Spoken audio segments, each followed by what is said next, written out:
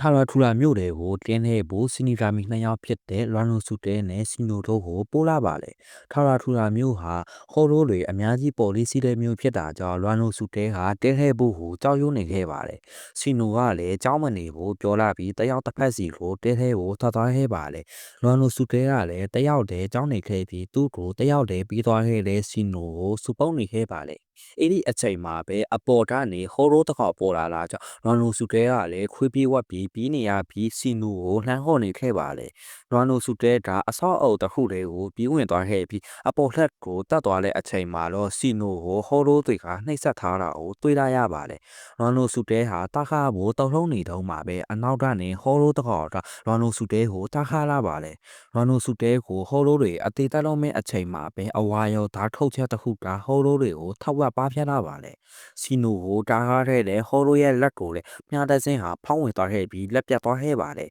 ပြီးတာနဲ့လဲကျနေတဲ့လွမ်နိုဆူတဲနာတို့လေရင်ပုံလေးတွေကရောက်လာခဲ့ပြီးအရေးပေါ်စေတူတာမှုတွေကိုပြုတ်ပေးခဲ့ပါလေပြီးတာနဲ့တိတ်မလို့ဖြစ်နေတဲ့စီနိုကိုလည်းကုသပေးခဲ့ပါလေလွမ်နိုဆူတဲကလည်းကြောက်သွားခဲ့ပြီးဘေးဘက်ကိုကြီးလာတဲ့အချိန်မှာတော့ခက်ချောချောစပင်အဝါဝတ်ရော်အမဲဓာကြီးကြီးကလာတဲ့လူတယောက်ဥဆောင်တဲ့၄ယောက်အဖက်ကိုတွေ့လာရပါလေသူတို့တွေရောက်လာတာနဲ့တမျိုးတော့ကဟော်ရိုးတွေကလည်းသူတို့အနာကိုတက်လာခဲ့ကြပါလေလွမ်နိုဆူတဲကလည်းမဖြစ်နိုင်ဘူးလို့တွေးနေတော့မှာပဲဟော်ရိုးတစ်ခေါက်ကိုတွေးထက်လာအောင်လှုပ်ပြလာပြီးစနေနာဟာကြီးကြီးနဲ့အမဟော်ရိုးတစ်ခေါက်ကိုဟိုဘက်သားထိလွတ်သွားအောင်လက်တီစာပြစ်ကျွေးပေးတာလဲစပေတော်တော်နဲ့အတူချီဟော်ရိုးတွေအတော်အမြားနဲ့တစ်ခေါက်ချင်းစီလှပစ်နေတဲ့မျက်မှန်နဲ့အတူဘက်တာကိုတုံးပြလိုက်ပြီးဟော်ရိုးတစ်ခေါက်ကိုတစ်ချက်ပဲထုတ်ပြီးအတော်လုံးပောက်ကွဲသွားအောင်လှုပ်ပြလာလဲဝွေရုံနဲ့အတူတို့ကဟော်ရိုးတွေအတော်လုံးကိုမှတ်လောက်သားလောက်အောင်ပညာပြပေးတာပါလေကပွဲတွေပြီးသွားတဲ့အချိန်မှာတော့လွမ်နိုဆူတဲဟာ2ရက်လောက်တတိမင်းနေခဲ့ပြီးနိုးလာတာနဲ့စီနိုကိုတမ်းမင်းနေခဲ့ပါတယ်အဲ့ဒီအချိန်မှာပဲအီချီဂူရဲ့အဲ့ရပေါ်ကိုဝိုးရုပ်ဖြူနဲ့အာဆုတီယူအီဘာဆိုတဲ့သူကရောက်လာခဲ့ပါတယ်အီချီဂူကသူ့ကိုဘသူလဲမသိပေမဲ့သူ့အဲ့ရပေါ်ကနေဆင်းဖို့ပြောနေတာတော့အဲ့ဒီခေါ်ကမဖယ်ပေးတာကြောင့်အီချီဂူကစောက်ခွက်ကိုတစ်ချက်လောက်ပိတ်တက်ပေးတာပါတယ်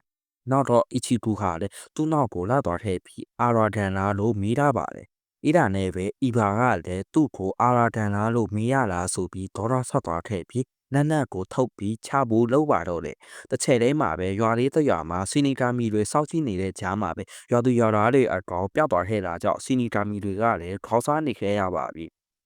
တစ်ချိန်တည်းမှာပဲစင်းလေးရဲ့အပွဲ73ရဲ့ခေါင်းဆောင်ဖြစ်တဲ့ယာမာမိုတိုရဲ့ရုပ်ထမ်းတို့အိုးရုပ်ဖြူနဲ့လူရစုဟာရောက်ချလာခဲ့ပါတယ်။စင်းလေးရဲ့အပွဲ73ရဲ့ခေါင်းဆောင်ရဲ့ရုပ်ထမ်းရဲ့လုံခြုံရေးဟာအပါလေးဖောက်ဝင်လာထဲတာကြောင့်လုံခြုံရေးတော်တော်လေးနှိမ့်ကြတဲ့အကြောင်းကိုပြောပြနေခဲ့ပါတယ်။ယာမာမိုတိုကလည်းသူတယောက်လုံးစီးနေတာနဲ့တည်းဒီအခန်းကလုံခြုံနေပြီးပြောရတဲ့အချိန်မှာစာတာတီဗီဟာဒန်ယာနဲ့အတူဓာတ်တစ်ချောင်းနဲ့နေရံမှာစားပြခံရပါတယ်အဲ့ဒါနဲ့ပဲယာမာမိုတိုကစကာတီပီအနာကိုရာနေတော့မှာပဲဝိုးရောက်ပြင်းလာဒူရစုဟာတီကိုစစ်ကျင်ညာဘူလာထဲတာဖြစ်ပြီးနောက်ဟာရက်နေအတွင်းမှာဆိုးဆိုစားလက်တီကိုဒါတိမ့်မှာဖြစ်တဲ့အကြောင်းကိုပြောပြနေခဲ့ပါတယ်ယာမာမိုတိုကလည်းစိတ်မစီတော့တာနဲ့ဓာတ်နဲ့တစ်ချက်လောက်ထုတ်ချပေးထားပါတယ်အဲ့ဒါနဲ့ပဲအလူတွေကတက်တီလေးလွတ်သွားခဲ့တာဖြစ်ပြီးယာမာမိုတိုရဲ့ရုပ်ထမ်းကတော့ဓာတ်တစ်ချက်နဲ့တည်းထောက်ဝက်တော့နီးသွားပြကျသွားခဲ့ရပါတယ်